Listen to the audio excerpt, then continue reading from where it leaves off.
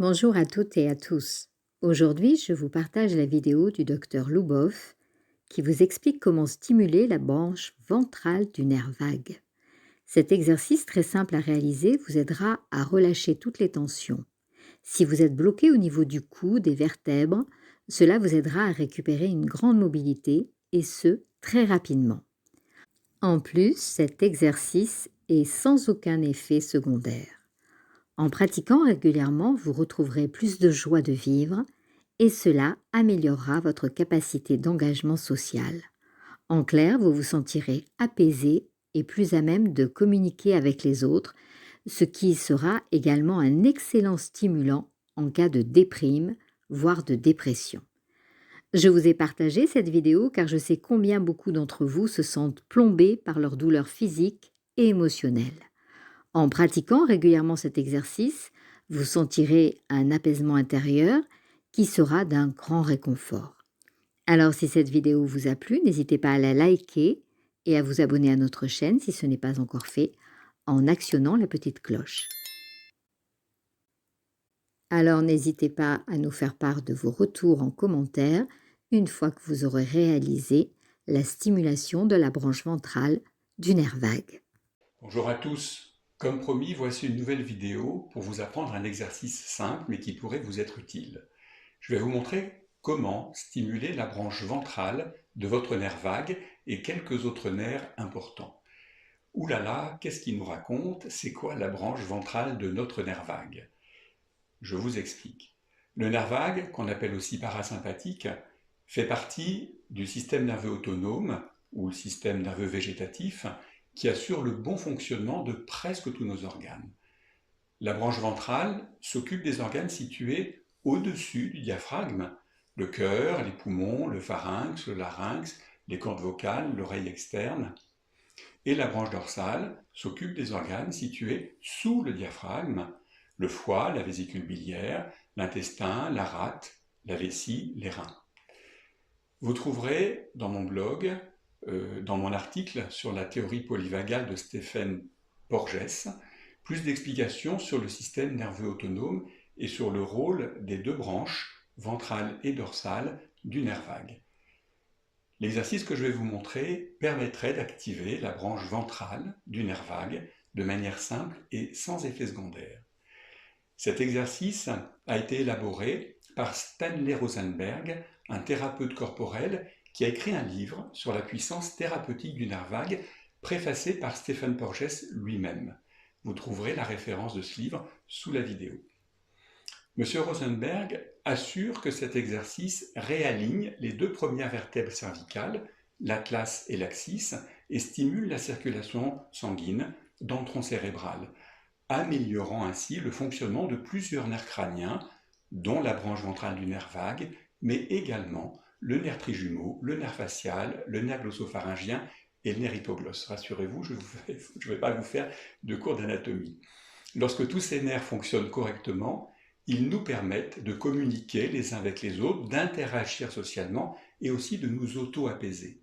Rappelez-vous que communiquer fait intervenir entre autres la voix, l'audition et les muscles du visage et du cou. Ce système d'engagement social permet de nouer des relations amicales et amoureuses et de partager plein de choses avec les autres. Travailler, jouer, chanter, faire du sport, manger, raconter une histoire à un enfant et bien d'autres choses encore. Et quand on est engagé socialement, on se sent mieux. Voilà pourquoi cet exercice peut vous être utile. Je vous décris maintenant la manière de faire l'exercice. Avant de le pratiquer, vous allez d'abord apprécier la mobilité de votre cou en tournant la tête à droite et à gauche pour observer le degré de rotation dont votre cou est capable sans inconfort. Et vous referez ce geste après l'exercice et vous constaterez le plus souvent une amélioration de votre capacité de rotation du cou. Puis vous entrelacez les doigts des deux mains et vous les placez derrière la tête, de telle manière que les os des doigts appuient bien sur l'os de l'arrière du crâne. Je vous montre. Il est plus facile de faire cet exercice allongé car le poids de la tête améliore le contact avec les doigts sans être obligé de trop forcer. Si vous ne pouvez pas entrecroiser vos doigts, ou si une épaule vous empêche de lever le bras, vous pouvez faire l'exercice avec une seule main, bien plaquée sur l'os du crâne. Puis, en maintenant la tête bien droite, vous tournez vos yeux complètement à gauche ou à droite, et vous maintenez votre regard fixe dans la direction choisie jusqu'à ce que se produise spontanément soit une déglutition, soit un bâillement, soit un soupir. Une précision, un soupir n'est pas une profonde inspiration suivie d'une profonde expiration. Le soupir est constitué d'une première inspiration sur laquelle se greffe une seconde inspiration avant de finir par une expiration. Lorsqu'un de ces trois phénomènes s'est produit, toujours en gardant la tête bien droite, vous ramenez votre regard droit devant vous et vous dirigez ensuite vos yeux de l'autre côté autant qu'il vous est possible de le faire. Et là encore, vous attendez une déglutition, un bâillement ou un soupir. Puis vous testez la rotation de votre cou et vous notez s'il y a eu une amélioration. Il est possible au début que cette pratique, que vous attendiez plusieurs minutes avant qu'un bâillement, un soupir ou une déglutition ne survienne. Il faut être patient. Pour certaines personnes, ce sera surtout la déglutition qui viendra au début. Pour d'autres, le bâillement ou le soupir. Chacun est différent. Faites cet exercice plusieurs fois par jour et observez si cette pratique vous fait du bien.